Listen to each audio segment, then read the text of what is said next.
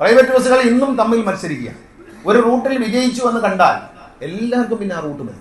ഞാൻ പറയാണ് air horn ഇളക്കി മാറ്റൂ എന്ന് പറഞ്ഞാൽ ഭയങ്കര കുഴപ്പമാണ്. ചാനലുകാർ കാണിക്കുകയാണ് എയർ ഹോൺ അഴിച്ചു മാറ്റി, ഭയങ്കര കൈയടി.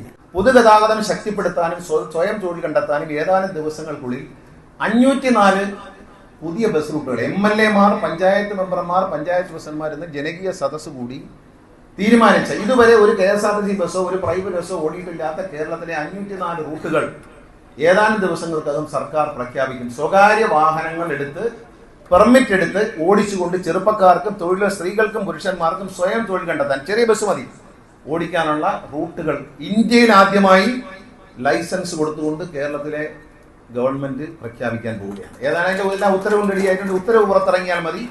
ഏതൊരു സാധാരണക്കാരനും ഈ പറയുന്ന റൂട്ടിലെ പെർമിറ്റ് എടുക്കാൻ പറ്റുള്ളൂ. അതിൽ നിശ്ചിത വണ്ടിയെ കാണുള്ളൂ. രാവിലെ ഇത്ര മണി മുതൽ ഇത്ര മണി വൈകിട്ട് വരെ ഇത്ര ട്രിപ്പ് ഓടിക്കണം. അവിടെ മെച്ചപ്പെട്ട പൈസ കിട്ടുന്നത് കണ്ടാൽ എല്ലാവരും കൂടി ഇരച്ചു കയറുന്ന ഇപ്പോഴത്തെ പ്രൈവറ്റ് ബസ്സിന്റെ പരിപാടി പറ്റത്തില്ല. അവിടെ 5 വണ്ടിയാണ് എന്ന് നിശ്ചയിച്ചിട്ടുണ്ടെങ്കിൽ ഈ 5 വണ്ടി അല്ലാതെ 6ാമതൊരു വണ്ടി ഓടാനൊക്കത്തില്ല.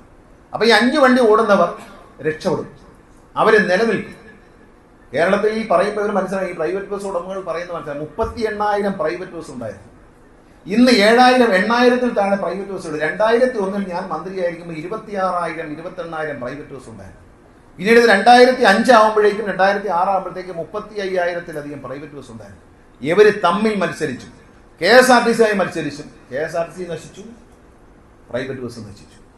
പ്രൈവറ്റ് ബസ്സുകൾ ഇന്നും തമ്മിൽ മത്സരിക്കുക. ഒരു റൂട്ടിൽ വിജയിച്ചു എന്ന് കണ്ടാൽ എല്ലാവർക്കും പിന്നെ ആ റൂട്ട് മതി. ഓരോ സെക്കൻഡിൽ ബഹുമാനപ്പെട്ട ഹൈക്കോടതി കർശന നിർദ്ദേശം തന്നിട്ടുണ്ട്. സർക്കാർ ഉത്തരവ് ഇറക്കിയിട്ടുണ്ട്. എല്ലാ സമയവും മാറ്റും. 5 മിനിറ്റ് നഗരപ്രദേശങ്ങളിൽ 5 മിനിറ്റ് ഗ്യാപ്പിലും നമ്മുടെ ഇതുപോലുള്ള ഗ്രാമപ്രദേശങ്ങളിൽ 10 മിനിറ്റിലും ഗ്യാപ്പിലെ പെർമിറ്റ് കൊടുക്കാവൂ എന്ന് സർക്കാർ തീരുമാനിച്ചിട്ടുണ്ട്. അതിന് ബഹുമാനപ്പെട്ട ഹൈക്കോടതി അത് അംഗീകരിച്ചിട്ടുണ്ട്. ബഹുമാനപ്പെട്ട ഹൈക്കോടതി നിർദ്ദേശിക്കുന്ന കാര്യം തന്നെയാണ്. അതിനാണ് സർക്കാർ പറയുന്നത്. അപ്പൊ അത് ഇപ്പോൾ ഉള്ള വണ്ടിക്ക് മാറ്റുമെന്ന് ചോദിച്ചാൽ ഇപ്പോൾ ഉള്ള വണ്ടിക്കല്ലേ മാറ്റണ്ട. ഇപ്പോഴല്ലേ ആൾക്കാരെ ഇടിച്ചു കൊല്ലുന്നത്. ഞാനിവരുടെ എല്ലാം ഈ നിയമലംഘനം എല്ലാം കാണുമ്പോൾ മാധ്യമങ്ങൾ പറയുന്നതൊക്കെ കണ്ണടയ്ക്കാം. പക്ഷേ പാവപ്പെട്ട മനുഷ്യൻ വളരെ മോശമായ നിലയിൽ ഓടിക്കുന്ന ബസ്സുകളുടെ ഓട്ടത്തിൽ ഇടിയേറ്റ് മരിക്കുമ്പോൾ ആ കുടുംബത്തെ രക്ഷിക്കാൻ ഈ പറയുന്നവർ വരണം എന്ന് എനിക്ക് പറയാനുണ്ട്. ഒരു മന്ത്രി എന്ന നിലയിൽ, സർക്കാരിന്റെ പ്രതിനിധി എന്ന നിലയിൽ, ജനങ്ങളുടെ പ്രതിനിധി എന്ന നിലയിൽ റോഡിലെ മരണസംഖ്യ, അപകട മരണസംഖ്യ കുറയ്ക്കേണ്ടത് എൻ്റെ ജോലിയുടെ ഭാഗമാണ് എന്ന് ഞാൻ വിശ്വസിക്കുന്നു. അതിന് പുറത്ത് കർശന നടപടിയെടുക്കാൻ പറയുമ്പോൾ ഹോൺ സ്റ്റക്കായതാണെന്ന് പ്രചരിപ്പിക്കുന്ന മോശമായ പ്രചരണം അതൊന്നും അന്തസ്സല്ല. കാരണം ഈ സമൂഹത്തിന് നല്ലതല്ല ചെയ്യുന്നത്. ഒരു വണ്ടി ഇടിച്ച് നിർദ്ദയം ആളുകളെ കൊല്ലുമ്പോൾ ഇതേ മാധ്യമങ്ങൾ പറയുന്ന എന്താണ്? അയ്യോ വണ്ടി ഇടിച്ച് ഞങ്ങളെ കൊന്നു, സർക്കാർ ഒന്നും ചെയ്തില്ല. ഒരുപാട് പേര് മരിച്ചു. മരിക്കാതിരിക്കാനുള്ള ശ്രമിക്കുന്നത് ഒരു കുടുംബം, ഞാൻ പറയുമ്പോൾ എല്ലാവരും ഹൃദയത്തിൽ കൈവച്ച് കേൾക്കണം. ഒരു കുടുംബത്തിലെ ഒരു വ്യക്തി ഒരു വാഹന അപകടത്തിൽ മരിക്കുമ്പോൾ ആ കുടുംബം എങ്ങനെ താറുമാറാകും എന്നുള്ള കാര്യം നമുക്ക് പ്രവചിക്കാൻ കഴിയില്ല. എങ്ങനെ ആ കുടുംബത്തിന്റെ പിന്നെയുള്ള ദിവസങ്ങളിൽ എങ്ങോട്ട് പോകും?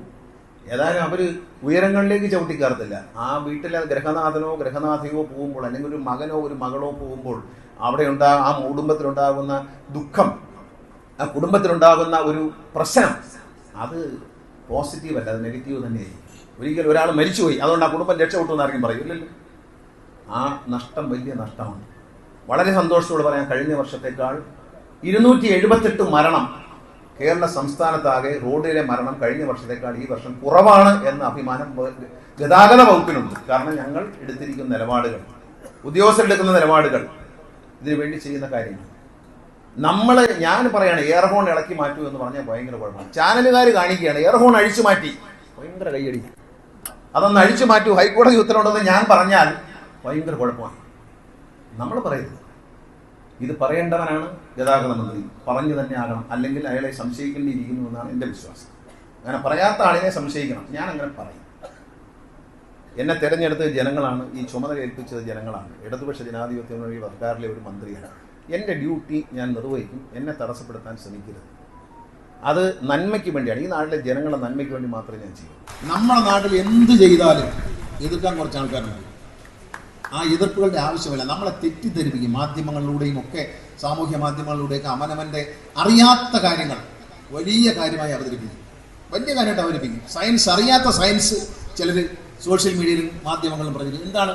ഒരു സയൻസും ഇല്ല. ഞാൻ ഈ അടുത്ത കാലത്ത് പ്ലാസ്റ്റിക് കുപ്പിയിൽ വെള്ളം വെച്ച് പറഞ്ഞ് എനിക്കെതിരായിട്ട് എനിക്കൊരു വിഷമമില്ല. കാരണം അറിയാം, ഞാൻ ഈ വക വീരന്മാർ സോഷ്യൽ മീഡിയയിലും മാധ്യമങ്ങളിലും പറഞ്ഞു പ്ലാസ്റ്റിക് കുപ്പി മുറുക്കാങ്കടന് മുമ്പിൽ വെച്ചാൽ വെയിൽ കൊള്ളും, അത് ചൂടടിച്ചു കഴിഞ്ഞാൽ അത് പോയിസണാണ്, അത് കുടിച്ചാൽ ക്യാൻസർ വരും എന്ന് ഈ മഹാന്മാർ പറയുന്നത് ഞാൻ വിശ്വസിച്ചു.